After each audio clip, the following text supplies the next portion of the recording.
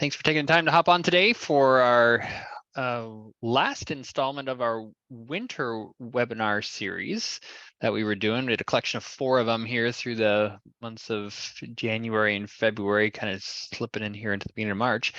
But I'm just going to throw up a little poll here, and if you already filled this poll out last time, you don't necessarily need to fill it out again, but if you weren't here last time and you can give us some feedback regarding maybe a spring webinar series of whether or not this would be helpful to you. Go ahead and throw some answers into there, as well as also indicating, how your frequency of interest that you would have. Just trying to get a sense of, how useful these really are to everybody out there, and how much of a priority to put on them. So I'll just give you about 5 or 10 seconds more here to give your answers there, and then we'll move on ahead into that. And while we're finishing that up, I'll also draw your attention to the Q&A feature, and look around if you haven't used that before. Look around in your webinar control software for the Q&A button. You can open up a little side menu there, and you can ask questions. So feel free to leverage that, make use of that during the webinar, whether it's related to the topic at hand, or if even as we're just going through the webinar, something else comes to mind and you want to get an answer, Jacob's on there ready to field requests and interest there. So, and even if we aren't able to fully answer those in the context of the webinar today, we can certainly also follow up with you afterwards. So take advantage of this. This is just another opportunity, since you're here live today, to take advantage of the support and offerings that we have there. So, all right, I'm going to end that poll. If you're still filling it out, click those last buttons, and I'm going to close it off here, and we'll jump in and get started. All right, so should be able to see my screen, and based on feedback, another topic that was kind of hot in discussions was related to formulas and waste factors and things like that. Now, some of you may have been more interested in the concept of like equations and things like that in kits, which we will handle that at a different time in a different way. But related more to formulas, waste factors, and how do I get my material list to output the way that I like? So I'm going to jump over here to the profile tab, is where some of this discussion is going to start today. And across the top here, we have formulas. And so really the goal with this is to, you're going through your project and you've called a particular application, say like rim joist, and you've picked the product that you like, so that's cool, and that's going to hit your material list. But to be truly a shippable list of materials, you need some other, if you want to call it, little magic pieces to happen for you. Some of those things being waste factors, if you want to add some additional on just for the waste that's going to happen in the field. Some of it may relate to what kind of lengths are being applied to a particular type of application so that it comes out the way that you like it. Those are probably the 2 big ones. There's some other variables in there as well, as whether or not we're using precuts on a certain on-center spacing or things like that. But waste and length are probably the big 2. So we're going to start with waste here, and as we look at waste, we'll also kind of see a little bit how this machinery functions here in pre-build. So I'm going to come back to this view in just a moment, but just take a look here over in the material list. Let's use that example that I mentioned earlier of rim joist. So here in my project, I've called some 2x10 rim. I've got 104 lineal feet of it, and you can see here it's coming out as 160 random lengths, and the reason for the extra is because I have a 10% waste factor. Okay, so where is that coming from? How is that getting applied? Back over to the profile tab here. So here we have our length coverage. So we have, when it comes to formulas, things are organized by the types of formulas that are being applied to it. And there's various different collections of formulas that we have here. Some area coverage, area volume, length area, length coverage, not structural QL. And really these, as it boils down to it at the end of the day, these are really just collections of different application types. So for example, area coverage. If I click on this, here are a bunch of different application types that use area coverage, which is pretty obvious. Things like floor decking or lap siding. You're going to draw an area, or say even just by looking at the plan, you have this much square footage, and from that square footage, you want to drive floor decking in a particular product and have enough to cover that area. Similar would be something like a length coverage. So here is, you're drawing a linear footage, and then you want to convert that into some actual shippable list of materials. And so the examples of that might be like the bottom plate on your walls in your wall assemblies, or it might be things like the floor rim joist or floor ledger, things where splices and things don't necessarily matter. There's more to explore there. I'm not going to take the time to go into all the different variables there, but now let's just kind of dive into this idea of how do we apply the formulas to this. So length coverage, a great example of this is the rim, like I mentioned before. And the way that the formulas work is they work basically in a tiered fashion. So I could first come to length coverage like I've done here, and I could say for my waste factor, I generally speaking want 10% waste, which means whenever I call any of these application types, generally speaking, I want 10% waste just to be applied to it. So I could just very quickly, by typing in 10% in here, this is going to send 10% everywhere. Unless I make an exception down here in this level. So while on the one hand, length 10% waste might be good for me, I could make this 0 too if I wanted, but length 10%, it might be good for me.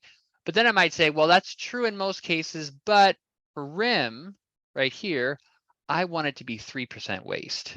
I don't want to send that much waste in the case of rim. So I can come here specifically to rim and say type in 3. So that means whenever I'm calling rim, I should be getting 3% waste. Now, you'll recall back over in our material list that we didn't have 3%, we had 10%.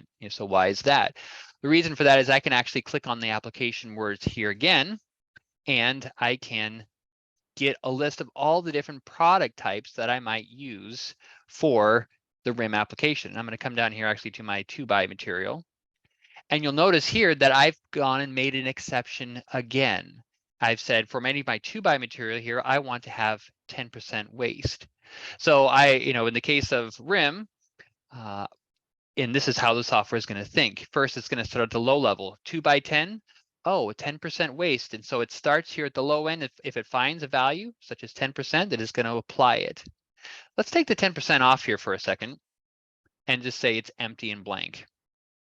So now what the software is going to think about is it's going to come in here to the 2x10 and say, oh, blank for any waste factor. So it's going to fall back up to the application level and say, oh, look, it's 3% waste. So let's take a look over here in the list and see what we've got.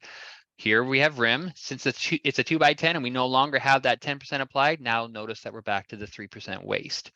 Similarly, if I came over here to the profile again and said, well, actually, I'm just going to take out apply no value here in the rim, and I come back again to the list, notice that now, once again, we have fallen back up to 10%. The reason for that, again, is going over to the profile.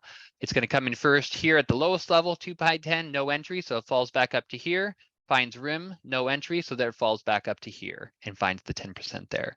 So wherever you make those entries, you can be very broad strokes and get a lot of stuff covered fast, but then you can dial into the exceptions where you need to make them. So that's the general concept of how waste is being applied. So whether it's at the product level, the application level, or the formula, we're going to get into lengths here in just a moment, but just to touch on a couple other things related to waste. So when it comes to waste, for most of your applications, it's going to happen here, in this formulas tab. The exception to that would be when it comes to your wall assemblies. Wall assemblies are a little bit of a different animal, more specific. So I'm going to come over here to wall assemblies. And I'm going to come here to my exterior, 4-inch exterior, and I can choose to edit it. So here's my wall assembly. And notice here that we've got waste factors that are set in here for this. So these have been set up for this 4-inch exterior wall assembly. I could also find the same thing to be true for like the 6-inch exterior. We've got waste factors that are set.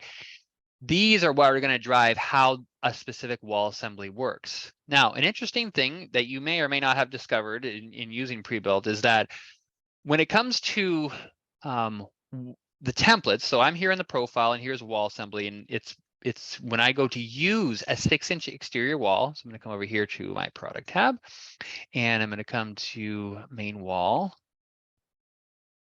And let's look here at my 6-inch exterior. So here we've got my 6-inch exterior wall. It's populated out with all the products like you'd expect. And then you can also take a look at the waste factors. They're coming through here. I can choose to override those waste factors here if I needed to specifically, but it's going to drive from there. Now, if I was to change anything over here in the profile tab, when it comes to this exterior 6-inch exterior wall, if I change the product here or the on-center spacing, the names and everything like that, this isn't going to impact the list. The one exception to that, and it's kind of a convenience thing, relates to waste. So if you want to have all of the waste and all of your exterior walls, 6-inch exterior walls everywhere, change from 47% on the studs and drop it down to only 30%, this wall assembly template, if you make that change there, let's click OK. Let's come back over here, and we're going to see that there the 30% factor has changed, and that actually is going to apply out into your project. So anywhere where that 6-inch exterior was being used, you'll get that. The only exception to that would be if I had entered a value here like 25%. Now it's going to actually drive and control. So just keep that in mind for wall assemblies. If you need to change or adjust waste on wall assemblies, the fastest, if you can go specifically into a specific wall assembly and adjust waste like we just showed you here. But if you need to do broad strokes across the entire project of already existing stuff, the best ways to actually do that, come to wall assemblies, come to this specific template and make the change there. So that's waste factors. One final really quick comment, because we're running a little bit low on time to get to the other things, but quick comment on kits. When it comes to kits, and we're not going to get into all kits today, but here's the quick comment as it relates to waste. Some people, when they come to build their waste factors for, or build their equations for their, I come down here to see a roof decking kit. When they come to, building in, how much product should be calculated. Oh, let's see, the roof decking whole house. Okay, here we go. So they might say, oh, my roofing underlayment. So they go to build their formula for it. And they might say, oh, well, for my roofing underlayment, I want to have square feet, the square footage of the parent, and I want to times it by, 10% to add on. So I'm covering my waste. So some people have thought to like, well, I'm going to put my waste into my kit equation. Now, of course, it's up to you how you want to operate your business, but our recommendation is generally speaking, don't put waste into your kit equation. And the reason for that is that should be, as a general statement, better handled here in the formulas tab. So in the case of like roofing underlayment, if you generally want a 10% waste factor on your roofing underlayment, then you should come here to your area coverage, come to roofing underlayment. Let's see, where are we? Oh, it's going to be under area pitch. So roofing underlayment, and you would apply that waste factor here. And then it doesn't really matter if it gets called as a kit, if it gets called as something that you just hand keyed into the list, if it gets drawn as something, gets added into your list because you drew it. It doesn't matter what direction it comes in at, it will always consistently get that waste factor. So our encouragement, don't try to bury or incorporate waste into the equation of a kit. Instead, apply it back out here. That way you have consistent performance. Okay, so then jumping on to lengths. So coming back over here to our rim that we were on earlier. So here's our rim, and you'll notice that we've got the waist 3 is what we're currently set at. And but it's rolling out into 150-foot lineal feet. And it's like, well, for some people that might be perfect, exactly what you want, but other people will be like, no, I want that to go out into specific lengths. Like I always want to ship lengths, my rim in 16 footers. So if you come back to the profile, that's what the lengths section is for. So I'm going to come back to length coverage, and I could make an entry here just broadly for length coverage, but probably for lengths, you're more likely better off coming specifically to the application.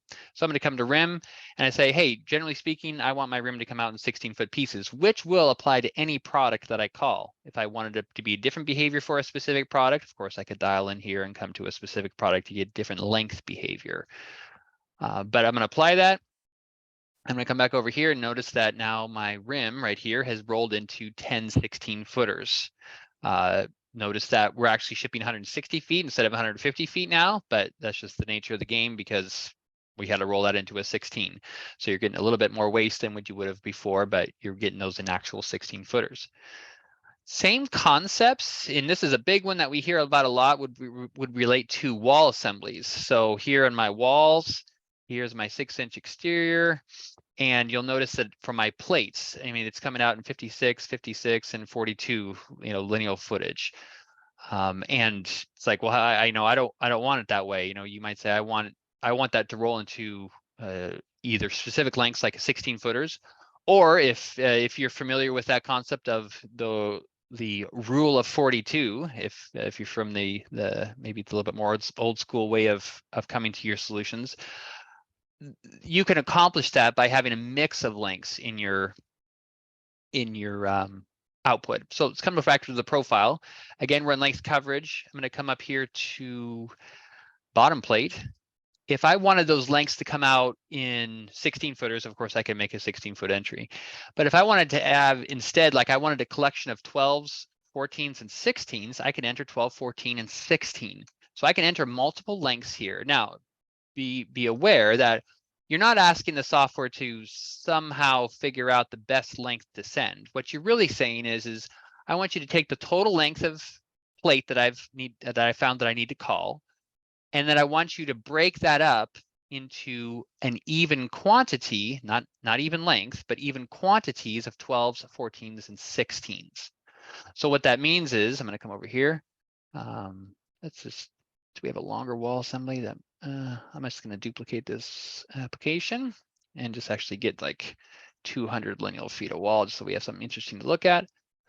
So now here we've got, for my bottom plate, we needed 222 lineal feet of plate, and so now we have 6 12s, 5 14s, and 5 16s. So as close as it could, it sent an even quantity of 12s, 14s, and 16s. So by entering multiple lengths, that's what you're going to get, an even quantity of those things that you've entered. So if I wanted my top plate and very top plate to follow the same way, then I would come over here to those applications of top plate and very top plate and make those entries here of 12, 14, 16, or if I just wanted 16s, or whatever, but however it is that you want it to be broken up.